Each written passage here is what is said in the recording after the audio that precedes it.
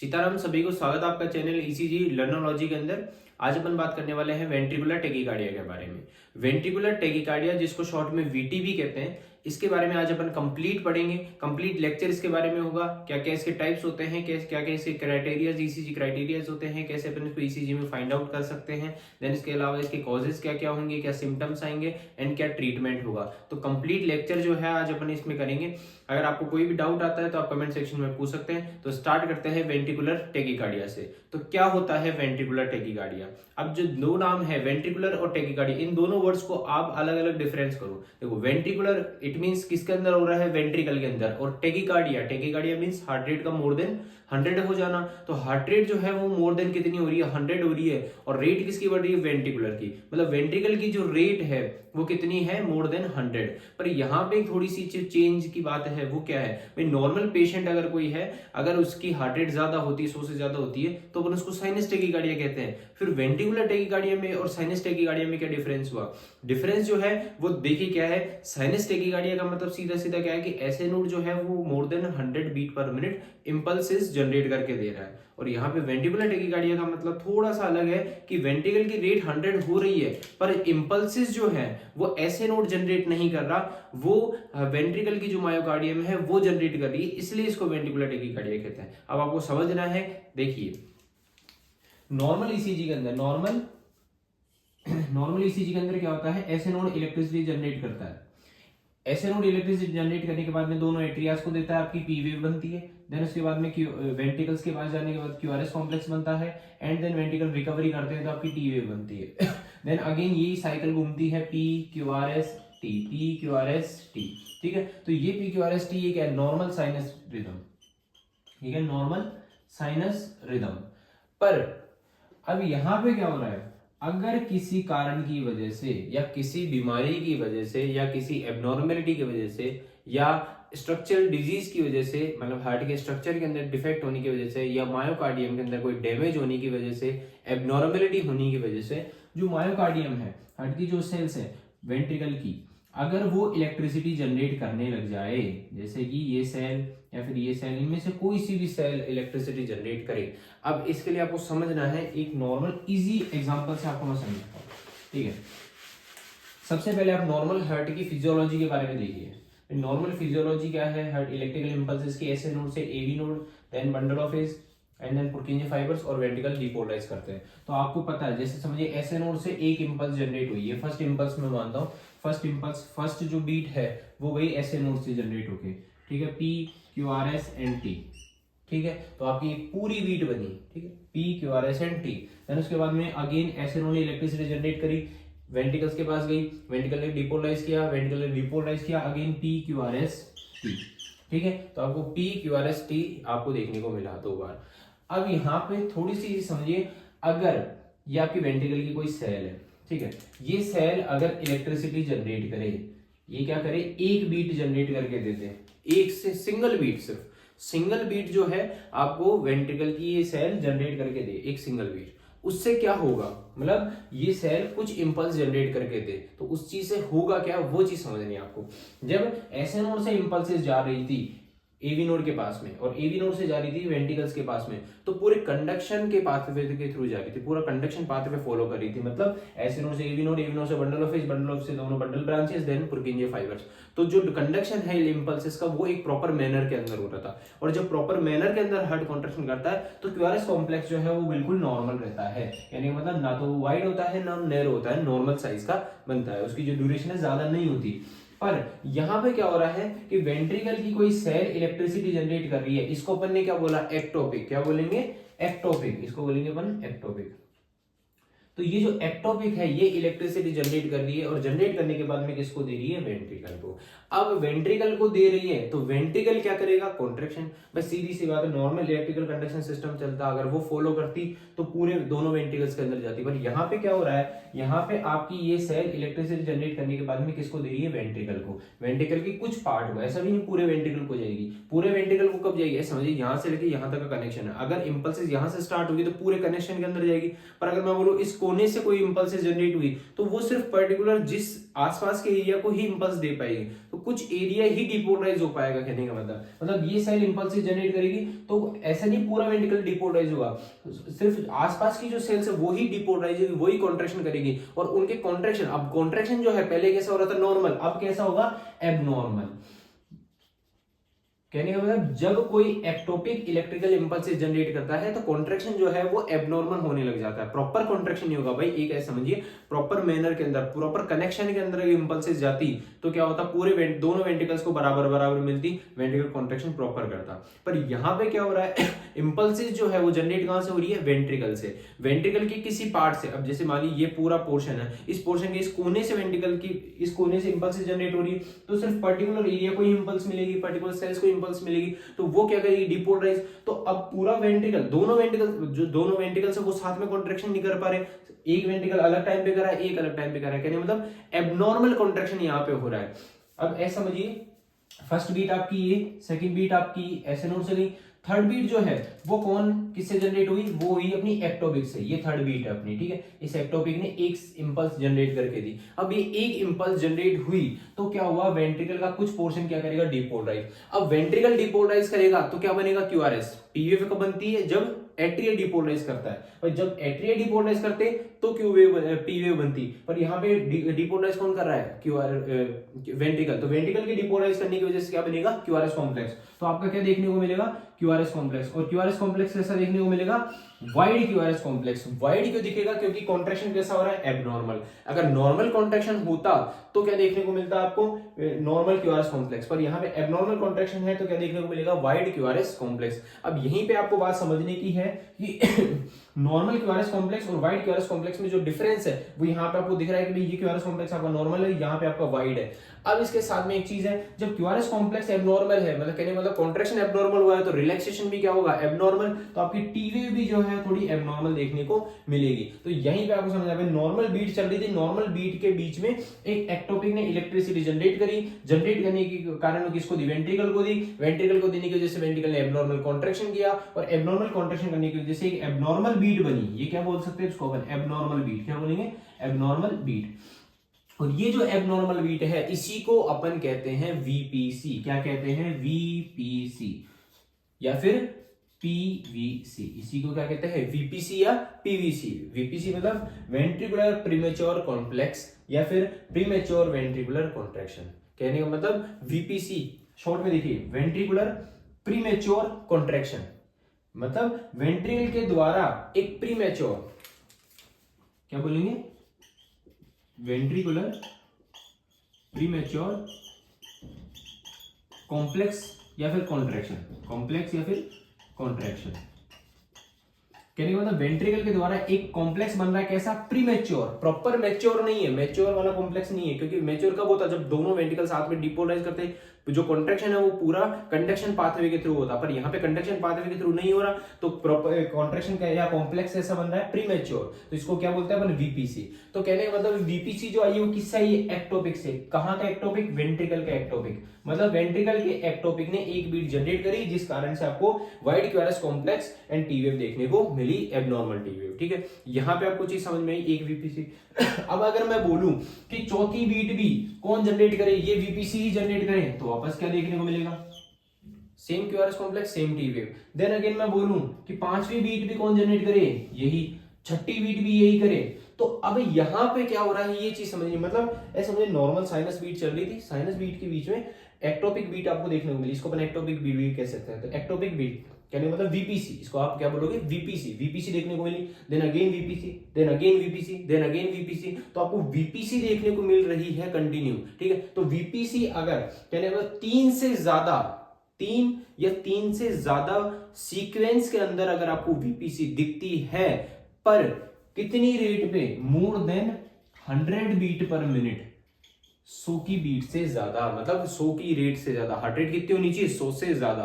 कहने में आप समझिए, अगर आपको 3 या 3 से ज्यादा वीपीसी दिखती है ईसीजी के अंदर सीक्वेंस में, ठीक है, यह चीज जाननी, सीक्वेंस में दिखनी चाहिए, सीक्वेंस में 3 या 3 से ज्यादा वीपीसी दिख रही है और रेट कितनी होनी चाहिए, मोर देन 100, तो उसको अपन क्या बोलेंगे, वेंट्रिकुलर टैकीकार्डिया। ये इसकी डेफिनेशन हो गई। कहने का मतलब 3 और मोर, यहां पे आप देखिए 3 और मोर सीक्वेंशियल वेंट्रिकुलर प्रीमेच्योर कॉन्ट्रैक्शन या वीपीसी बोल दो, मतलब 3 या 3 से अधिक सीक्वेंस के अंदर, एक प्रॉपर सीक्वेंस के अंदर वीपीसी दिख रहे हैं, occurring at a rate of more than 100 beat per minute. कितनी रेट पे, 100 से ज्यादा की रेट पे, तो उसको अपन क्या बोलेंगे, वेंट्रिकुलर टैकीकार्डिया। लाइन आपको समझ में आई। 3 और मोर सीक्वेंशियल वेंट्रिकुलर प्रीमेच्योर कॉन्ट्रैक्शन, 3 या 3 से अधिक सीक्वेंस में वीपीसी आपको दिख रहे हैं, occurring at a rate of more than 100 beat per minute, 100 से अधिक रेट पे, तो उसको अपन क्या बोलेंगे, वेंट्रिकुलर टैकीकार्डिया बोलेंगे। ठीक है, नेक्स्ट अपन बात करते हैं कि नेक्स्ट लाइन जो है इसकी क्या है, it VT is a life threatening arrhythmia. देखिए वीटी जो है बहुत ज्यादा लाइफ थ्रेटनिंग अरिथमिया है, कहने मतलब इससे जान भी जा सकती है मतलब आई मीन जाती है, अगर इसको अपन इमीडिएट ट्रीट नहीं करते हैं। इसका इमरजेंसी ट्रीटमेंट चाहिए होता है, अगर वो ट्रीटमेंट अपने पास अवेलेबल नहीं होता है तो पेशेंट की जान भी जा सकती है। ठीक है, तो ये लाइफ थ्रेटनिंग अरिथमिया है in which an ectopic focus arise in the ventricle, जिसके अंदर एक एक्टोपिक फोकस, ये क्या है अपना एक्टोपिक फोकस, तो एक एक्टोपिक फोकस कहां अराइज हो जाता है, वेंट्रिकल के अंदर उग जाता है, यानी मतलब वेंट्रिकल के अंदर हो जाता है, और वो एक्टोपिक फोकस क्या करता है, एंड जनरेट्स इलेक्ट्रिकल इंपल्स, और क्या करता है, इलेक्ट्रिकल इंपल्सेस जनरेट करता है। कितनी जनरेट करता है, more than 100 beat per minute, कितनी 100 से अधिक बीट जनरेट करता है, जिसकी वजह से which leading in abnormal and rapid contraction of the ventricles, जिसकी वजह से क्या होगा, वेंट्रिकल्स का एबनॉर्मल और तेज और एबनॉर्मल कॉन्ट्रैक्शन होने लगेगा। ठीक है, और वही अपन उसको क्या बोलेंगे, वीटी बोलेंगे। ठीक है, तो वीटी का एक लाइफ थ्रेटनिंग अरिथमिया है। इसके अंदर क्या होता है, एक एक्टोपिक फोकस जो है, यहाँ पे एक्टोपिक फोकस है, ये अराइज हो जाता है वेंट्रिकल्स के अंदर, ये चीज ध्यान रखिए, वेंट्रिकल्स के अंदर, जिसके कारण वो क्या करता है, इंपल्स जनरेट करता है। कितनी करता है, 100 से अधिक। 100 से अधिक करने की वजह से क्या होगा, आपको वीपीसीज देखने को मिलेंगे 100 की रेट से ज्यादा, मतलब 100 की रेट ज्यादा रहेगी, हार्ट रेट जो है मोर देन 100 रहेगी, और वीपीसीज देखने को मिलेंगे, उसी को अपन क्या कहेंगे, वीटी कहेंगे। और क्योंकि रेट ज्यादा होने की वजह से और इलेक्ट्रिकल इंपल्सेस एक्टोपिक से जनरेट होने की वजह से आपको जो क्यूआरएस कॉम्प्लेक्स है वो एबनॉर्मल देखने को मिलेगा, वेंट्रिकल का कॉन्ट्रैक्शन एबनॉर्मल होगा, रिलैक्सेशन एबनॉर्मल होगा, तो सब चीज एबनॉर्मल देखने को मिलेगी और तेज देखने को मिलेगी। ठीक है, तो इसी को अपन वीटी कहते हैं। यह चीज समझ में वीटी होता क्या है, ये इसका इंट्रोडक्शन है। अब आगे देखते हैं इसके टाइप्स कौन कौन से होते हैं। ठीक है, टाइप समझने के लिए मेनली जो है वीटी के 4 टाइप्स होते हैं। सबसे पहला है monomorphic, polymorphic, sustain and non sustain. ठीक है, तो पॉलीमॉर्फिक और मोनोमॉर्फिक को समझने के पहले अपन सस्टेन और नॉन सस्टेन देख लेते हैं। ठीक है, यहां पे आपका सस्टेन और नॉन सस्टेन आप देखिए पहले। सस्टेन क्या होता है, सस्टेन जो कंटिन्यू रहे, VT occur for more than 30 second, मतलब अगर आपके ये जो है वीपीसी, ये क्या है वीपीसी, अगर ये वीपीसी कंटिन्यू कितनी देर तक, 30 सेकेंड तक आ रहे हैं, तो उसको अपन क्या बोलेंगे, सस्टेन वीटी। मतलब 30 सेकंड से ज्यादा देर के लिए अगर आपके वीपीसी दिख रहे हैं 100 की रेट से ज्यादा, पर आपको चीज ध्यान रखनी है, रेट 100 से ज्यादा होनी चाहिए। ठीक है, अगर वीटी जो है कंटिन्यू 30 सेकंड से ज्यादा देर के लिए चल रहा है, तो उसको अपन क्या बोलेंगे, सस्टेन वीटी। और इसके अंदर आपको इमीडिएट ट्रीटमेंट की रिक्वायरमेंट होती है, साथ के साथ ट्रीटमेंट इसमें चाहिए, अदरवाइज पेशेंट की जान जा सकती है। ठीक है, ये तो हो गया सस्टेन। नॉन सस्टेन क्या होता है, VT that occur for less than 30 second, अगर वीटी 30 सेकंड से कम के अंदर ही खत्म हो गया, कहने का मतलब नॉर्मल बीट चल रही थी, वीटी की कुछ बीट्स आई, देन उसके बाद में वापस नॉर्मल बीट्स आ गई, तो मतलब जो वीटी जो आया, इसको अपन क्या बोलेंगे बीच में, वीटी जो, ये वीटी जो आया बीच में, अगर ये 30 सेकंड से पहले ही खत्म हो गया, अपने आप ही रुक गया, तो इसको अपन क्या बोलेंगे, नॉन सस्टेन वीटी। मतलब 30 सेकंड से ज्यादा देर तक के लिए अगर वीटी है तो सस्टेन वीटी, और 30 सेकंड से कम के लिए है तो नॉन सस्टेन वीटी। तो ये आपका सस्टेन और नॉन सस्टेन वीटी के अंदर डिफरेंशिएशन है। नेक्स्ट अपन बात करते हैं आपके मोनोमॉर्फिक एंड पॉलीमॉर्फिक। मोनोमॉर्फिक और पॉलीमॉर्फिक आप देखिए दोनों में डिफरेंस क्या है, तो नाम से समझ में आ रहा होगा, मॉर्फिक यानी होता है शेप एक तरह से, तो कहने का मतलब मोनो यानी सिंगल, एक सिंगल चीज के लिए अपन क्या बोलते हैं, मोनो बोलते हैं, पॉली यानी अनेक, तो एक सिंगल शेप का अगर वीटी है तो मोनोमॉर्फिक, और पॉलीमॉर्फिक मतलब अनेक प्रकार का, अनेक शेप का वीटी है तो पॉलीमॉर्फिक। अब मोनोमॉर्फिक में और पॉलीमॉर्फिक में आपको डिफरेंस देखना है क्या है। ऐसा समझिए कि अगर आपकी जो है वेंट्रिकल बीट्स जो है ये आपकी वेंट्रिकल बीट्स सब सेम शेप की है, इनमें कोई भी डिफरेंस नहीं है, जो इनकी शेप है और साइज है वो ऑलमोस्ट सेम है, ठीक है। तो अगर आपकी क्यूआरएस कॉम्प्लेक्सेस जो हैं, ये जो बीट्स बन रही है बीटीसीज, अगर इनकी शेप क्या है, सेम है, ठीक है, तो उसको अपन क्या बोलेंगे, मोनोमॉर्फिक। मतलब एक ही शेप के अगर क्यूआरएस कॉम्प्लेक्स टी वेव आपको देखने को मिल रही है तो उसको हम क्या बोलेंगे, मोनोमॉर्फिक बोलेंगे। अब इसका रीजन क्या है, इसका रीजन ये है कि जो इंपल्सेस जो जनरेट हो रही है वो किसी सिंगल एक्टोपिक से हो रही है, कहने का मतलब एक ही एक्टोपिक जनरेट करके दे रहा है। अब ऐसा समझिए भाई, दो एक्टोपिक अगर होंगे या तीन एक्टोपिक अगर होंगे तो एक एक्टोपिक अलग बीट बनाएगा, एक अलग बनाएगा, एक अलग बनाएगा, तो तीनों के अलग अलग बनाने की वजह से क्यूआरएस कॉम्प्लेक्स में जो चेंज है थोड़ा देखने को मिलेगा। एग्जांपल लीजिए, ये ज्यादा तेज बना रहा है, ये थोड़ा स्लो बना रहा है, ये थोड़ा धीरे बना रहा है, तो इनकी वजह से क्यूआरएस कॉम्प्लेक्स जो है उनके एम्पलीट्यूड में चेंज देखने को मिलेगा, उनकी शेप में चेंज देखने को मिलेगा। पर यहाँ पे क्या है, अगर एक सिंगल सेल या सिंगल एक्टोपिक ही इंपल्स जनरेट कर रहा है तो इसको अपन क्या बोलते हैं, मोनोमॉर्फिक वीटी। क्यों, क्योंकि सिंगल अगर इंपल्स जनरेट करेगा तो जितने भी क्यूआरएस कॉम्प्लेक्सेस आएंगे, जितने भी जो वेंट्रिकल प्रीमेच्योर कॉम्प्लेक्स बनेंगे वो सब सेम बनेंगे,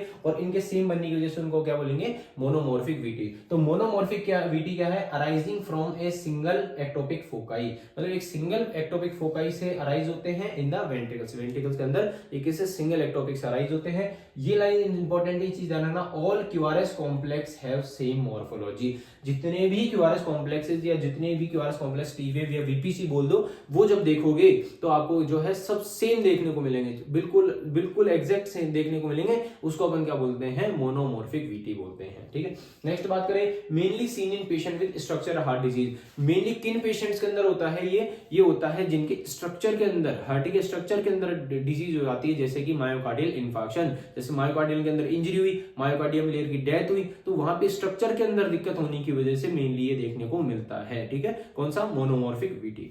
नेक्स्ट बात करते हैं पॉलीमॉर्फिक वीटी। तो पॉलीमॉर्फिक वीटी क्या होता है, पॉलीमॉर्फिक वीटी आपको समझना है। पॉलीमॉर्फिक वीटी का मतलब अगर आपके क्यूआरएस कॉम्प्लेक्सेस जो हैं वो चेंज हो रहे हैं, मतलब उनकी जो शेप साइज जो है वो चेंज हो रही है, अलग अलग प्रकार के आ रहे हैं, तो उसको अपन क्या बोलते हैं, पॉलीमॉर्फिक। पॉली यानी होता है अनेक, मॉर्फिक यानी मॉर्फोलॉजी, तो अनेक प्रकार की मॉर्फोलॉजी के अगर क्यूआरएस कॉम्प्लेक्स देखने को मिलेंगे, जैसे कि मान के चलिए ये अलग है, एंड देन इसके बाद में आपका ये क्यूआरएस कॉम्प्लेक्स थोड़ा सा अलग आ जाए, ये अलग आ जाए, तो यहाँ पे क्या हो रहा है, ये इसकी जो शेप है इससे थोड़ी डिफरेंट है, तो दोनों की शेप में डिफरेंस होने के जिसको क्या बोलेंगे, पॉलीमॉर्फिक वीटी। भाई वीटी तो आप पहचानोगे कि क्यूआरएस कॉम्प्लेक्स स्टॉल देखने को मिलेगा, तो वहीं आप समझ जाओगे भाई वीटी है। अब वीटी है पर शेप अगर सेम है तो मोनोमॉर्फिक, अलग है तो पॉलीमॉर्फिक, ठीक है। तो पॉलीमॉर्फिक में क्या होगा, क्यूआरएस कॉम्प्लेक्स जो है वो शेप साइज में वेरी यानी चेंज होते रहेंगे, बार बार अलग अलग रहेंगे। देन इसके अलावा मोस्टली अनस्टेबल, मेनली अनस्टेबल रहता है पेशेंट, इसमें जो है अनस्टेबल हो जाता है, इसको अपन प्रॉपर स्टेबल नहीं कर पाते, बहुत ज्यादा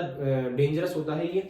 and can turn into VF, और किसके अंदर टर्न हो सकता है, किसके अंदर चेंज हो सकता है, वीएफ के अंदर। वीएफ यानी वेंट्रिकुलर फिब्रिलेशन, पेशेंट के क्या हो सकता है, वेंट्रिकुलर फिब्रिलेशन, कहने का मतलब हार्ट रेट जो है बिल्कुल खत्म हो जाएगी, वेंट्रिकल कॉन्ट्रैक्शन बिल्कुल खत्म हो जाएगा, वेंट्रिकल प्रॉपर कॉन्ट्रैक्शन नहीं कर पाएगा और पेशेंट की जान चले जाएगी, वीएफ के अंदर चले जाएगा, वेंट्रिकुलर फिब्रिलेशन के अंदर, ठीक है। तो ज्यादा चांसेस होते हैं पॉलीमॉर्फिक वीटी के वीएफ के अंदर टर्न होने के। नेक्स्ट बात करते हैं, mainly seen in patient with electrolyte imbalance. Mainly किन पेशेंट के अंदर देखने को मिलता है, ये इलेक्ट्रोलाइट इम्बैलेंस वाले पेशेंट्स के अंदर, जिन पेशेंट्स के इलेक्ट्रोलाइट के अंदर इम्बैलेंस हो जाता है, पोटेशियम कैल्शियम मैग्नीशियम की मात्रा कम ज्यादा हो जाती है, उनकी वजह से उनके मेनली कौन सा होता है, पॉलीमॉर्फिक वीटी होता है, और जिनके स्ट्रक्चर में दिक्कत होती है उनके मेनली कौन सा होता है, मोनोमॉर्फिक होता है। नेक्स्ट बात करते हैं, दोनों सस्टेन और नॉन सस्टेन की अपन बात कर ली। अब अपन इंपॉर्टेंट चीज क्या है, इसकी ईसीजी क्राइटेरिया, कहने का मतलब आप कैसे पहचानोगे कि पेशेंट के वीटी है या नहीं है, ये कैसे फाइंडिंग्स, क्या फाइंडिंग्स होगी जिसको देख के आप आइडेंटिफाई करोगे कि पेशेंट की वीटी है या नहीं है, ये वीटी के क्यूआरएस कॉम्प्लेक्सेस है या नहीं है। तो सबसे पहली चीज ईसीजी क्राइटेरिया में अपन बात करते हैं, क्योंकि इंपल्स जनरेट कहां से हो रही है, वेंट्रिकल से। आपको पता है कि इंपल्स जनरेट कहां से हो रही है, वेंट्रिकल से, तो वेंट्रिकल से जनरेट हो रही है तो एट्रिया का तो कोई रोल ही नहीं है, और एट्रिया अगर कॉन्ट्रैक्शन नहीं करेगा तो पी वेव तो बनेगी नहीं, और पी वेव नहीं बनेगी तो पी वेव क्या लिखेंगे अपन, एब्सेंट। तो कहने का मतलब पी वेव क्या रहेगी, इसमें एब्सेंट रहेगी। क्यों, क्योंकि इंपल्सेस वेंट्रिकल से जनरेट हो रही है, एट्रिया से जनरेट नहीं हो रही, तो पी वेव क्या रहती है, एब्सेंट रहती है। और क्योंकि हार्ट रेट ज्यादा होने की वजह से भी पी वेव नहीं देखने को मिलती, इसमें दब जाती है क्यूआरएस कॉम्प्लेक्स में। और वैसे भी क्योंकि एट्रिया कॉन्ट्रैक्शन नहीं कर पाता, क्योंकि वेंट्रिकल तेज कॉन्ट्रैक्शन करता है, जिस कारण से पी वेव आपको एब्सेंट देखने को मिलती है। जब आप क्यूआरएस कॉम्प्लेक्स, अब जैसे आप बीट देखिए, इन बीट्स के अंदर आपको पी वेव नहीं दिख रही, QRS T, P QRS T, QRS T, तो मतलब पी वेव एब्सेंट रहती है, आपको ध्यान रखना है। वीटी में क्या होता है, पी वेव एब्सेंट रहती है। नेक्स्ट बात करते हैं क्यूआरएस कॉम्प्लेक्स। क्यूआरएस कॉम्प्लेक्स कैसे रहेंगे, वाइड, वाइड यानी चौड़े, मतलब उनकी जो ड्यूरेशन रहेगी वो कितनी रहेगी, मोर देन 0.12 सेकंड से ज्यादा रहेगी, ठीक है, 0.12 सेकंड से ज्यादा देखने को मिलेगी क्या, क्यूआरएस कॉम्प्लेक्सेस की ड्यूरेशन। वाइड देखने को मिलेंगे। बिजारे, बिजारे मतलब होता विचित्र प्रकार के, थोड़े से विचित्र, अपन को नॉर्मल से बहुत अलग देखने को मिलते हैं। वीटी के क्यूआरएस कॉम्प्लेक्सेस नॉर्मल से बहुत अलग होते हैं, तो विचित्र प्रकार के क्यूआरएस कॉम्प्लेक्स देखने को मिलेंगे। और अपन बोल सकते हैं एबनॉर्मल, एबनॉर्मल प्रकार के क्यूआरएस कॉम्प्लेक्स देखने को मिलेंगे, ठीक है। तो वाइड, बिजारे और एबनॉर्मल। नेक्स्ट बात करते हैं रेट की, तो रेट कितनी रहेगी, 100 से ज्यादा। अब 100 से ज्यादा क्यों, क्योंकि वेंट्रिकुलर टैकीकार्डिया, टैकीकार्डिया कहां पे यूज लिया अपन ने, टैकीकार्डिया मतलब हार्ट रेट 100 से ज्यादा होगी। अब मेनली कितनी होती है, अपन बोलते हैं 101 से 250 के बीच में ये लगभग रेट होती है इसकी वीटी की। नेक्स्ट बात करते हैं रिदम। रिदम कैसी रहती है, रिदम इसमें रेगुलर रहती है, ठीक है। मोनोमॉर्फिक वीटी है, इसमें मेनली रिदम रेगुलर रहती है। पॉलीमॉर्फिक में कभी कभार रिदम स्लाइटली इरेगुलर हो जाती है, ठीक है। तो रिदम रेगुलर रहती है मेनली, पर कभी कभार स्लाइटली इरेगुलर भी हो सकती है। नेक्स्ट बात करते हैं पीआर इंटरवल। पीआर इंटरवल इसमें देखने को नहीं मिलता, क्यों, क्योंकि पी वेव ही नहीं है। जब क्यूआरएस कॉम्प्लेक्स ही है सीधे, पी वेव है ही नहीं, तो पीआर इंटरवल कहां से आप कैलकुलेट करोगे। पीआर इंटरवल क्या होता है, पी से लेके क्यूआरएस तक का डिस्टेंस, तो पी नहीं है तो क्यूआरएस पीआर इंटरवल कैसे काउंट करोगे आप, ठीक है। तो पीआर इंटरवल क्या रहता है, एब्सेंट। नेक्स्ट बात करते हैं एवी डिसोसिएशन सीन। एवी डिसोसिएशन का मतलब क्या होता है, यहाँ पे आपको ध्यान रखना है। मतलब 4 क्राइटेरिया आपके, 5 क्राइटेरिया आपके हो गए, P wave absent, QRS complex wide, बिजारे, abnormal, rate मोर देन 100 से ज्यादा, रिदम कैसे रहेगी, रेगुलर और स्लाइटली इरेगुलर, पीआर इंटरवल क्या रहेगा इसमें, एब्सेंट। अब बात करते हैं एवी डिसोसिएशन। एवी डिसोसिएशन का मतलब एट्रियो वेंट्रिकुलर डिसोसिएशन, मतलब एट्रिया और वेंट्रिकल के अंदर डिसोसिएशन, दोनों में कोई रोल नहीं है। एट्रिया अलग काम कर रहा है, वेंट्रिकल अलग काम कर रहा है, दोनों के अंदर कोई भी रिलेशनशिप नहीं है। कहने का मतलब एट्रिया और वेंट्रिकल के बीच में कोई रिलेशनशिप नहीं है। इनमें रिलेशनशिप कब होता, जब P QRS T, P QRS T, ये क्या है, पी किसको फॉलो कर रही है, क्यूआरएस कॉम्प्लेक्स को। मतलब हर क्यूआरएस कॉम्प्लेक्स से पहले आपको पी वेव देखने को मिल रही है, तो इसको अपन क्या बोलते हैं कि एक प्रॉपर एवी जो एट्रियो और वेंट्रिकल है उनके अंदर प्रॉपर जो है वो है रिलेशनशिप है। पर यहाँ पे रिलेशनशिप नहीं है, कहने मतलब पी वेव तो बनी नहीं रही, सिर्फ क्यूआरएस कॉम्प्लेक्स बन रहा है। तो एट्रिया और वेंट्रिकल जो है एक दूसरे पे डिपेंड नहीं है, वो इंडिपेंडेंटली काम कर रहे हैं। वेंट्रिकल यहाँ पे इंडिपेंडेंटली काम कर रहा है। भाई पहले किस पे, ऐसे नोड जब जनरेट करता था तो किस पे डिपेंड होता था, वेंट्रिकल ऐसे नोड पे कि एट्रिया से इंपल्स आएगी, और यहाँ पे तो वेंट्रिकल खुद ही काम कर रहा है। तो एट्रिया और वेंट्रिकल जब इंडिपेंडेंटली काम करने लग जाते हैं उसको अपन क्या बोलते हैं, एवी डिसोसिएशन। मतलब एट्रिया और वेंट्रिकल के बीच में कोई रिलेशनशिप नहीं है, ठीक है। तो वो आपको देखने को मिलेगा।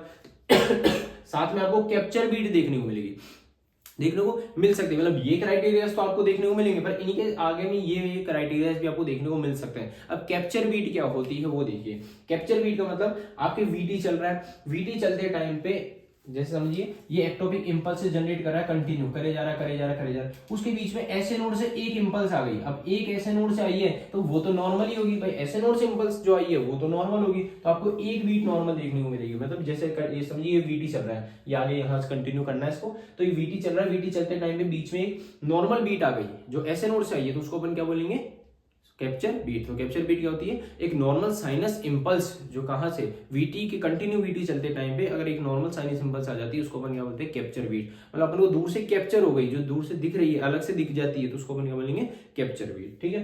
दूसरी होती है आपकी फ्यूजन बीट। फ्यूजन बीट भी देखने को मिल सकती है। फ्यूजन बीट क्या होती है, ऐसा समझिए कि एक्टोपिक की एक बीट और साइनस इंपल्स की एक बीट, मतलब ये बीट और ये बीट, ये दोनों अगर मिल जाए, ठीक है, इन दोनों के मिलने की वजह से, इनकी वजह से फ्यूजन से आपको एक बीट देखने को मिलेगी जिसको अपन क्या कहते हैं, फ्यूजन बीट।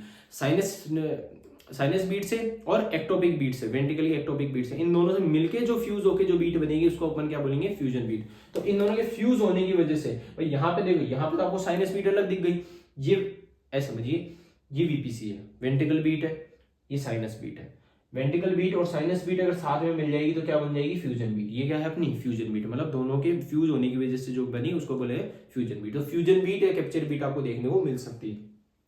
नेक्स्ट बात करते हैं, ऑल क्यूआरएस कॉम्प्लेक्स आइदर भी पॉजिटिव और नेगेटिव इन और प्रीकॉर्डियल लीड्स। देखिए ये चीज आपको और भी देखने को मिल सकती है कि आप जितनी भी लीड्स देखोगे, मेनली चेस्ट लीड्स आप जब देखोगे V1 से V6, तो आपको लगभग सारी जो लीड्स हैं उनके अंदर क्यूआरएस कॉम्प्लेक्स या तो सारे पॉजिटिव ही देखने को मिलेंगे या सारे नेगेटिव ही देखने को मिलेंगे। उसको बोलेंगे कॉनकॉर्डेंस। उसको क्या बोलते हैं, कॉनकॉर्डेंस बोलते हैं। कहने का मतलब आप जब V1 से V6 देखोगे, V1 से V6 के अंदर आप QRS कॉम्प्लेक्सेस देखोगे तो आपको पता है कि V1 जब आप देखते हो तो S वेव ज्यादा होती है, V6 आप देखते हो तो R वेव ज्यादा होती है। पर यहाँ पे क्या होगा, VT के अंदर आपको ऑलमोस्ट V1 से V6 के अंदर लगभग QRS कॉम्प्लेक्सेस या तो सारे पॉजिटिव देखने को मिलेंगे या सारे नेगेटिव देखने को मिलेंगे। अब पॉजिटिव नेगेटिव कैसे, यहाँ पे आपने ये तो क्या है, ये नेगेटिव है, कहने मतलब सभी इसी शेप के, ये तो क्या है सारे नेगेटिव हो गए। अब पॉजिटिव कैसे हुए, तो ये क्या हो रहे हैं, यहाँ पे क्या हो रहे हैं, ये पॉजिटिव। तो कहने का मतलब अगर या तो सारे पॉजिटिव देखने को मिलेंगे या सारे नेगेटिव देखने को मिलेंगे। नेक्स्ट बात करते हैं एक्सट्रीम एक्सिस डेविएशन में भी सीन। आपको इसी चीज के अंदर क्या देखने को मिल सकता है, एक्सट्रीम एक्सिस। एक्सट्रीम एक्सिस क्या होता है, आपको पता है 4 एक्सिस होते हैं, बताइए 4 एक्सिस में क्या है, जो यहाँ पे रहते हैं अपना -30 डिग्री, ये +90 डिग्री, ±180 डिग्री एंड -90 डिग्री। जो -90 से +-180 के बीच में रहता है उसको अपन क्या बोलते हैं, एक्सट्रीम एक्सिस डेविएशन। तो आपकी जो इम्पल्सेस है उनकी जो डायरेक्शन रहेगी वो किस डायरेक्शन में रहेगी, एक्सट्रीम एक्सिस डेविएशन। उनकी जो डायरेक्शन कितनी है, -90 डिग्री से +-180 डिग्री तक के बीच में जो है इनकी डायरेक्शन रहेगी हार्ट की इलेक्ट्रिकल इम्पल्सेस की। कैसे पहचानेंगे, लीड फर्स्ट देखोगे आप और लीड एवीएफ देखोगे। जब लीड फर्स्ट और लीड एवीएफ देखोगे दोनों आपको अगर नेगेटिव दिख रही है, क्यूआरएस कॉम्प्लेक्स आपको दोनों नेगेटिव दिख रहे हैं, मतलब यहाँ पे जैसे नेगेटिव है तो दोनों अगर आपको नेगेटिव दिख रहे हैं तो आप समझ जाओगे कि पेशेंट के क्या है, एक्सट्रीम एक्सिस डेविएशन।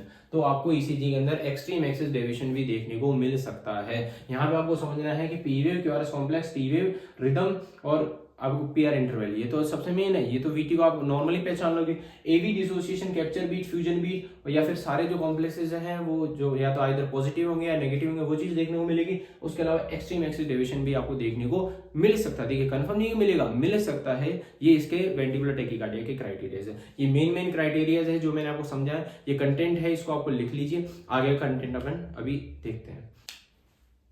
आगे कंटिन्यू करते हैं वेंटिकुलर टैकीकार्डियाज के कॉजेस के बारे में अब देखते हैं। पहले अपन ने देख लिया था टाइप्स वगैरह के बारे में, अब अपन इसके कॉजेस देखते हैं किस कारण की वजह से होता है, क्या सिम्टम्स रहते हैं, और आगे इस लेक्चर को कंटिन्यू करते हैं। तो अब देखते हैं क्या क्या कारण की वजह से जो है पेशेंट की वीटी हो सकता है। देखिए मेनली जो वीटी की या कोई सी भी अरेथमिया है, मेनली जो इनकी एब्नॉर्मलिटी होती है वो एमआई या फिर जैसे इस्केमिक हार्ट डिजीज, हार्ट के प्रॉपर ब्लड सप्लाई नहीं मिल पाने के कारण, मायोकार्डियम के अंदर कोई डैमेज या एब्नॉर्मलिटी होने के कारण ये होती है भाई। क्योंकि इंपल्सेस जो है इलेक्ट्रिसिटी प्रॉपर पहुंच नहीं पाती, ब्लड सप्लाई प्रॉपर पहुंच नहीं पाती, जिस वजह से मायोकार्डियम के अंदर एब्नॉर्मलिटी हो जाती है। जो कंडक्शन पाथवे वो डिस्टर्ब हो जाता है और डिस्टर्ब होने की वजह से क्या होता है, पेशेंट के अरिथमिया हो सकता है, वीटी हो सकता है। तो जो मेन कॉज है वो क्या है अपना इस्केमिक हार्ट डिजीज, मतलब स्कीमिया। इस्केमिक हार्ट डिजीज का मतलब कि आपकी जो ब्लड सप्लाई है, हार्ट जो है उसके अंदर ऐसी डिजीज हो रही है जिसके अंदर स्कीमिया हो रहा है। स्कीमिया यानी ब्लड सप्लाई का प्रॉपर नहीं पहुंच पाना या ब्लड सप्लाई का प्रॉपर सेल्स तक नहीं जा पाना, उसको अपन क्या बोलते हैं, इस्केमिया। तो इस्केमिक हार्ट डिजीज जिसके अंदर एमआई भी आएगी,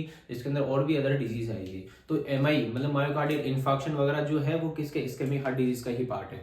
तो समझिए कि अगर हार्ट की मायोकार्डियम लेयर को ब्लड सप्लाई प्रॉपर नहीं पहुंच पाती है या फिर जो है अपनी हार्ट की मायोकार्डियम लेयर डेड हो जाती है, किसकी वजह से, ब्लड सप्लाई प्रॉपर नहीं पहुंच पाने के कारण, तो उनके कारण क्या हो सकता है, सेल्स के अंदर एब्नॉर्मलिटी हो सकती है, सेल्स के अंदर रीएंट्री सर्किट बन सकता है या फिर सेल से इलेक्ट्रिसिटी जनरेट कर सकती है, और जिस कारण से क्या होगा, पेशेंट के जो है इम्पल्स ज्यादा जनरेट होने लग जाएगी और पेशेंट के क्या हो जाएगा, वीटी हो जाएगा। तो जो कॉज है वो क्या है अपना इस्केमिक हार्ट डिजीज। नेक्स्ट बात करते हैं कार्डियोमायोपैथी।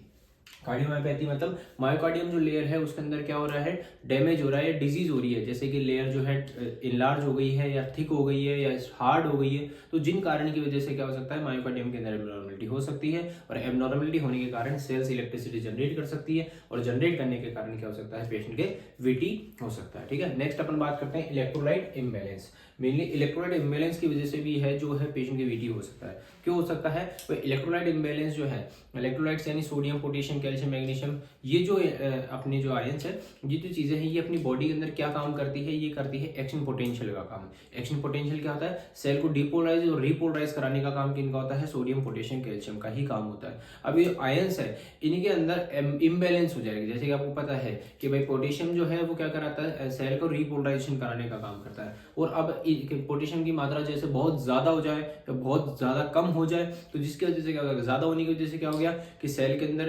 इलेक्ट्रोलाइट की इम्बैलेंस हो गया, पोटेशियम की मात्रा बढ़ी, सेल ज्यादा रिपोलराइज करेगी, ठीक है। तो जिस वजह से अगर ज्यादा अमाउंट बढ़ जाता है, इनका इलेक्ट्रोलाइट इम्बैलेंस ज्यादा हो जाता है, बहुत हाई लेवल पे हो जाता है, जिस कारण से सेल का जो है एक्शन पोटेंशियल बिगड़ जाता है, डिस्टर्ब हो जाता है, और डिस्टर्ब होने के कारण पेशेंट के क्या हो सकता है, अरिथमिया, वीटी हो सकता है।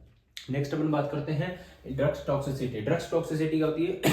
अगर पेशेंट को अपन ड्रग्स दे रहे हैं, जैसे सोडियम चैनल ब्लॉकर्स ड्रग्स अपन दे रहे हैं, या और भी कोई एंटी एरिथमिक ड्रग्स दे रहे हैं, तो ड्रग्स देने के कारण, जैसे डिगॉक्सिन अपन ड्रग दे रहे हैं, तो इन ड्रग देने के कारण भी अगर जैसे इनकी मात्रा अपन ने ज्यादा दे दी, इनका डोज अगर ज्यादा लग गया पेशेंट के, ठीक है, बॉडी के अंदर टॉक्सिसिटी हो गई पेशेंट के, तो ड्रग की टॉक्सिसिटी की वजह से भी क्या हो सकता है, पेशेंट के वीटी हो सकता है। कहने का मतलब जैसे आपको पता है कि अरिथमिया है, वीटी का एक अरिथमिया है, और अरिथमिया वाले पेशेंट को अपन क्या देते हैं, एंटी एरिथमिक ड्रग्स देते हैं। अगर आप पेशेंट को एंटी एरिथमिक ड्रग्स दे रहे हो और उनका अमाउंट अगर ज्यादा दे दिया, या उनका जो बॉडी के अंदर जो अमाउंट है वो ज्यादा हो गया, तो वो क्या कर सकती है, टॉक्सिसिटी कर सकती है, और टॉक्सिसिटी करने की वजह से पेशेंट की वीटी हो सकता है, पेशेंट की जान भी जा सकती है। तो ड्रग टॉक्सिसिटी भी इसका कॉज है। नेक्स्ट बात करते हैं मायोकार्डाइटिस। मायोकार्डाइटिस, मायोकार्डाइटिस मतलब मायोकार्डियम के अंदर क्या हो रहा है, इन्फ्लामेशन। अगर मायोकार्डियम के लेयर के अंदर इन्फ्लामेशन होगा, तो इन्फ्लामेशन होने की वजह से सेल्स के अंदर एब्नॉर्मलिटी आएगी, सेल्स के अंदर जो है कंडक्शन पाथवे डिस्टर्बेंस हो जाएगा, और वीटी हो सकता है।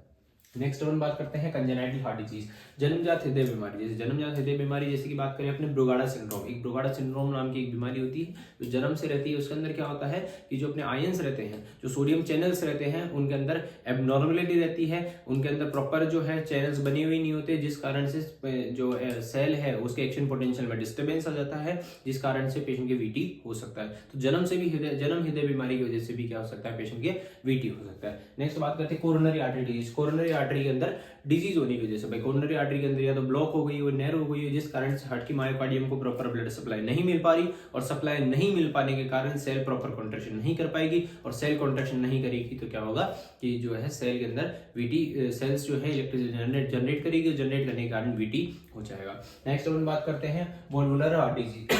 वॉल्स के अंदर जो अपने मिट्रल वॉल है, ट्राइकस्पिड वॉल है, पल्मोनरी वॉल है, एरोटिक वॉल है, इन वॉल्स के अंदर कोई डिजीज होने के कारण, इनके डिजीज होने के कारण क्या होगा, भाई आपको पता है, ये देखिए कि आपका ये चैम्बर है, इस चैम्बर की ये वॉल्स, ये अपने मिट्रल वॉल है, मिट्रल वॉल अगर बंद हो गए, बिल्कुल क्लोज हो गए, क्लोज होने के कारण क्या होगा कि आपका जो चैम्बर्स है वो क्या होने लग जाएंगे, इनलार्ज होने लग जाएंगे या थिक होने लग जाएंगे। लाइक समझिए यहाँ पे आपके एरोटिक वॉल है, अगर एरोटिक वॉल क्लोज हो गए, क्लोज होने के कारण क्या होगा, लेफ्ट वेंट्रिकल ज्यादा ब्लड पंप करेगा, पुश करेगा, ज्यादा प्रेशर लगाएगा, तो लेफ्ट वेंट्रिकल के अंदर क्या हो सकती है, हाइपरट्रोफी हो सकती है। ऐसा समझिए कि ये गेट है, यहाँ पे कोई गेट है, ये गेट है, और यहां से अपन को ब्लड को आगे पुश करना है। अब ये गेट बंद हो गया है, तो बंद करने, ये गेट क्या है अपना, जैसे एरोटिक वॉल, अब लेफ्ट वेंट्रिकल से ब्लड को पुश करना है, एरोटिक वॉल के बाहर निकालना है, तो क्या करना पड़ेगा, ज्यादा फोर्स लगाना पड़ेगा, ज्यादा फोर्स लगाएगा तो लेफ्ट वेंट्रिकल के अंदर क्या हो सकती है, इनलार्ज हाइपरट्रोफी हो सकती है, सेल जो है उसकी साइज थिक हो जाएगी, और सेल की साइज थिक हुई तो सेल के अंदर क्या हो रही है, एबनॉर्मलिटी हो रही है, और एबनॉर्मलिटी होने के कारण पेशेंट की क्या हो सकता है, वेंट्रिकुलर टैकीकार्डिया हो सकता है। नेक्स्ट हम बात करते हैं सिम्टम्स की। तो वेंट्रिकल के जो वेंट्रिकुलर टैकीकार्डिया के जो सिम्टम्स है वो बहुत इजी है, आपको पता है, रेट बढ़ रही है, रेट तेज हो रही है, पेशेंट को वैसे ही अनकॉन्शियस फील होगा, शॉर्टनेस ऑफ ब्रीथ, सांस लेने में कठिनाई होगी, पाल्पिटेशन होगा, हार्ट तेज फड़फड़ाएगा। तो यहाँ पे आपको सिम्टम्स समझने, पेशेंट के क्या होगा, पाल्पिटेशन, पाल्पिटेशन का मतलब हार्ट की जो बीटिंग है बहुत तेज हो जाएगी, फास्ट हो जाएगी, और अपन को बाहर तक फील होगी, जो पेशेंट है उसको बाहर तक बीटिंग फील होने लग जाएगी। तो पाल्पिटेशन होगा, डिजीनेस, डिजीनेस यानी चक्कर आएंगे, पेशेंट को चक्कर आएंगे, चक्कर आने के अलावा पेशेंट को चेस्ट पेन और डिस्कम्फर्ट, पेशेंट को चेस्ट पेन होगा, डिस्कम्फर्ट होगा, बेचैनी होगी। उसके अलावा सिंको, बेहोश, पेशेंट बेहोश भी हो सकता है, उसके साथ में शॉर्टनेस ऑफ ब्रीथ, सांस लेने में कठिनाई होगी, सांस प्रॉपर नहीं आ पाएगी पेशेंट को, और उसके अलावा सडन कार्डिक अरेस्ट, पेशेंट को सडन कार्डिक अरेस्ट भी आ सकता है। नेक्स्ट अपन बात करते हैं कैसे कैसे इसको डायग्नोसिस कर सकते हैं, कैसे डायग्नोस करेंगे, किन किन से डायग्नोस करेंगे। तो इसका डायग्नोस बहुत इजी, पहले फिजिकली एग्जामिन करेंगे पेशेंट को, क्या उसकी दिक्कत है क्या नहीं है, देन उसके अलावा उसकी मेडिकल हिस्ट्री लेंगे, पेशेंट के क्या हिस्ट्री है, पहले कोई दिक्कत थी नहीं थी, हार्ट की प्रॉब्लम है, एबनॉर्मलिटी है, इलेक्ट्रोलाइट एबनॉर्मलिटी है, जो भी है वो अपन देखेंगे। उसके बाद में ईसीजी करेंगे, ईसीजी से अपन को पता लग जाएगा भाई पेशेंट की वीटी है या नहीं है। देन वीटी अपन को पता लग गया, अब वीटी के कारण क्या है, किस कारण से है, तो उन कारण को पता करने के लिए अपन क्या करेंगे, इकोकार्डियोग्राफी। इकोकार्डियोग्राफी एक टेस्ट होता है जिसके अंदर एक प्रोब होता है जिसको चेस्ट पे लगाया जाता है, जो टीवी स्क्रीन के ऊपर अपने हार्ट के अंदर का स्ट्रक्चर जो है सब कुछ अपन को स्क्रीन पे मॉनिटर पे दिखा देता है। तो उससे अपन आप आइडेंटिफाई कर सकते हैं पेशेंट के जो है वे किस कारण की वजह से जो है वीटी हुआ है। उसके अलावा कार्डिक सिटी स्कैन भी एक टाइप का टेस्ट होता है जिसमें सिटी स्कैन होती है, पर हार्ट की जो सिटी स्कैन होती है कार्डिक सिटी स्कैन कहते हैं। तो हार्ट की कोज, वेंट्रिकुलर टैकीकार्डिया के कोज को पता करने के लिए या हार्ट के स्ट्रक्चर को अच्छे से देखने के लिए अपन क्या करते हैं, सिटी स्कैन करते हैं या कार्डिक एमआरआई करते हैं। उसके अलावा ब्लड टेस्ट से भी पता कर सकते हैं भाई इलेक्ट्रोलाइट इम्बैलेंस है तो अपन ब्लड टेस्ट से पता कर सकते हैं भाई इलेक्ट्रोलाइट्स की वजह से तो नहीं है। उसके अलावा होल्टर मॉनिटरिंग करके भी पेशेंट का पता कर सकते हैं पेशेंट के वीटी का कॉज क्या है। नेक्स्ट हम बात करते हैं ट्रीटमेंट। देखिए वीटी का ट्रीटमेंट जो है बहुत ज्यादा इंपॉर्टेंट है, तो ट्रीटमेंट आपको ध्यान से देखना है। ट्रीटमेंट क्या है, सबसे पहले एक्यूट ट्रीटमेंट। एक्यूट ट्रीटमेंट का मतलब पेशेंट जो है उसको सडनली अपन क्या ट्रीटमेंट करेंगे। अगर किसी पेशेंट की वीटी चल रहा है तो वीटी चलते टाइम पे पेशेंट की क्या ट्रीटमेंट करेंगे। सबसे पहली चीज आपको ध्यान रखनी है, अगर वीटी चल रहा है और पेशेंट अनस्टेबल है मतलब स्टेबल नहीं, अनकॉन्शियस है, बीपी बहुत ज्यादा लो हो गया, शॉक में चले गया, तो उस कंडीशन के अंदर अपन क्या करेंगे, इमीडिएट कार्डियोवर्जन। उसके क्या करेंगे, कार्डियोवर्जन क्या होता है, डिफिब्रिलेशन जिसको अपन कहते हैं, डीसी शॉक जिसको कहते हैं। तो डीसी शॉक अपन को देना है पेशेंट के, अगर पेशेंट क्या है अनकॉन्शियस है, अनस्टेबल है उस कंडीशन में। देन उसके बाद में आईवी एंटी एरिथमिक ड्रग्स, उस पेशेंट के कौन से ड्रग्स लगाएंगे, एंटी एरिथमिक ड्रग्स ऐसे लगाएंगे आईवी के थ्रू, आईवी इंट्रावीनसली वेन के थ्रू अपन जो है आईवी ड्रग्स अपन इसमें देंगे एंटी एरिथमिक ड्रग्स कौन सी, मेनली एमाइड्रोन एंड लिडोकेन। एमाइड्रोन और लिडोकेन नाम की दो एंटी एरिथमिक ड्रग्स होती है जिनको पेशेंट के देंगे। उसके अलावा उसके ऑक्सीजन थेरेपी, पेशेंट के ऑक्सीजन, क्योंकि अगर ऑक्सीजन लेवल कम आ रहा है तो ऑक्सीजन थेरेपी पेशेंट को देंगे। क्योंकि ऑक्सीजन कम क्यों आएगा, क्योंकि प्रॉपर कॉन्ट्रैक्शन हो नहीं पा रहा, ब्लड सप्लाई प्रॉपर बॉडी में पहुंच नहीं पा रही, तो ऑक्सीजन की कमी होगी, जिस कारण अपन उसको प्रॉपर ऑक्सीजन देने के लिए ऑक्सीजन सप्लाई देंगे। नेक्स्ट अपन बात करते हैं क्रॉनिक ट्रीटमेंट। अगर पेशेंट के मान लो वीटी से बच गया, वीटी के बाद में अपन उसको क्या करेंगे, क्रॉनिकली बाद में क्या ट्रीटमेंट देंगे, उसके लिए अपन को क्या देना है, एंटी एरिथमिक ड्रग्स सेम चलानी है, पर यहाँ पे अपन आईवी से दे रहे थे, यहाँ पे अपन और तरीके से देंगे, जैसे कि एमाइड्रोन या सोटेलोल। अगर पेशेंट एडमिट है तो आईवी के थ्रू देंगे, वो भी इजी है, और या बाकी और अदर तरीके से भी दे सकते हैं। कौन सी देंगे, मेनली एमाइड्रोन और सोटेलोल। एमाइड्रोन जो है एंटी एरिथमिक ड्रग होती है, सोटेलोल भी होती है, वो एंटी एरिथमिक ड्रग होती है, बीटा ब्लॉकर में भी इसका नाम आता है, तो ये ड्रग अपन देंगे। उसके अलावा इम्प्लांटेबल कार्डियोवर्टर डिफिब्रिलेटर, आईसीडी जिसको कहते हैं, तो आईसीडी प्लेस कर देंगे। आईसीडी का मतलब क्या होता है, देखो डिफिब्रिलेटर और आईसीडी में थोड़ा सा फर्क है, दोनों होते डिफिब्रिलेटर, दोनों जो है शॉक के लिए ही काम आते हैं। शॉक देते क्यों है, अब यहाँ पे भी आपको चीज अभी समझाता हूँ, पहले आप देंगे दोनों में डिफरेंस क्या है। अगर पेशेंट की वीटी चल रहा है, आपको शॉक देना है, तो क्या करेंगे, आप मशीन लाएंगे, डीसी शॉक लेंगे और लगा देंगे, पेशेंट के जो है इंपल्सेस वापस नॉर्मल हो जाएगी। पर यहाँ पे अपन क्या कर रहे हैं, आईसीडी में क्या है भाई, पेशेंट के जो है एक मशीन जो है इम्प्लांट कर देते हैं, लगा देते हैं हार्ट के अंदर, ठीक है, हार्ट के बाहर प्लेस कर देते हैं, तो वो हार्ट से कनेक्ट रहती है। जैसे पेशेंट के वीटी चलेगा या रिदम इरेगुलर होगी, वो ऑटोमेटिकली डिटेक्ट करेगा और शॉक दे देगा, तो उसको अपन क्या बोलेंगे, आईसीडी। तो जो इम्प्लांटेबल जो लगा है, बॉडी में लगा हुआ है, उसको अपन क्या बोल रहे हैं, आईसीडी बोल रहे हैं, बाकी वैसे इसको डिफिब्रिलेटर बोलते हैं, ठीक है।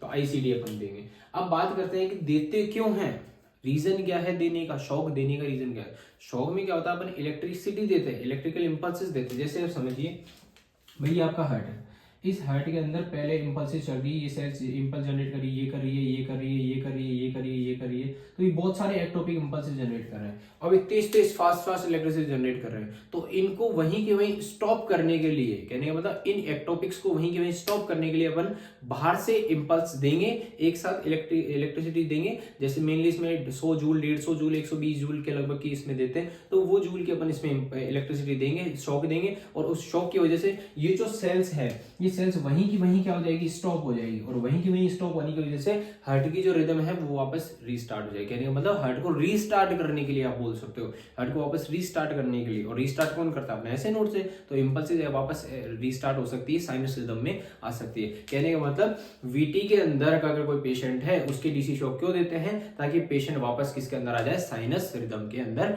आ जाए, ठीक है। तो इसलिए अपन डीसी शॉक देते हैं। अब बात करते हैं पल्सलेस वीटी। अगर वीटी चल रहा है और अगर पल्स भी नहीं आ रही, पल्सलेस वीटी है, तो उस वाली कंडीशन में अपन क्या देंगे, सबसे पहले सीपीआर देंगे। सीपीआर देने के बाद में उसको डिफिब्रिलेशन देंगे, वही डीसी शॉक देंगे। डीसी शॉक देने के बाद एमाइड्रोन या एड्रेनलिन नाम की जो ड्रग्स होती है, एंटी एरिथमिक ड्रग्स, इनको अपन देंगे पेशेंट के, तो उससे वो ट्रीट हो सकता है और पेशेंट जो है प्रॉपर वापस नॉर्मल हो सकता है, अगर पल्सलेस वीटी है। तो तीनों वीटी का ट्रीटमेंट मैंने समझा दिया, तीनों वीटी का ट्रीटमेंट आपको समझ में आया होगा। मेनली आपको डिफिब्रिलेशन का ध्यान रखना है कि डिफिब्रिलेशन देना होता है। अब किसमें कितने कितने जूल का देना है वो डिपेंड करता है कि किस टाइप का वीटी है और पेशेंट की कंडीशन क्या है उसके ऊपर भी डिपेंड करता है। अपन डायरेक्टली ऐसे बता नहीं सकते। फिर भी अगर देखा जाए तो 50 से 150 जूल के बीच में लगभग अपन वीटी का जो है डिफिब्रिलेशन देते हैं। आई होप आपको ये समझ में आया होगा। कंप्लीट जो वीटी का लेक्चर है मैंने आपको समझा दिया है। कंप्लीट ये नोट्स है वीटी के, इससे ज्यादा आपको पढ़ने की जरूरत नहीं है। इसके बाद में मैं ईसीजी अटैच कर दूंगा जिससे आपको इजी हो जाएगा वीटी को आइडेंटिफाई करना, समझना। ठीक है, तो ईसीजी को भी आपको देखना है। और अगर आपको ये कंटेंट पसंद आ रहा है, अगर आपको समझ में आ रहा है ये कंटेंट, तो लाइक करें, कमेंट करें, शेयर करें और अपने साथीगणों से या जो भी आपके बैचमेट्स वगैरह हमसे शेयर करें आईडी को और सब्सक्राइब करवाएं। अब आपके लिए जो इतनी ये मेहनत हो रही है तो इतना सब आपका फर्ज बनता है कि आपके जो फ्रेंड्स है या बैचमेट्स हैं उनको ये आईडी शेयर करें और इस कंटेंट को ज़्यादा से ज़्यादा लोगों तक पहुंचाएं जिससे इजी हो सबके लिए पढ़ना। और आपके एग्जाम्स आ रहे हैं तो अच्छे से पढ़ाई करना। Thank you for watching, follow for more content.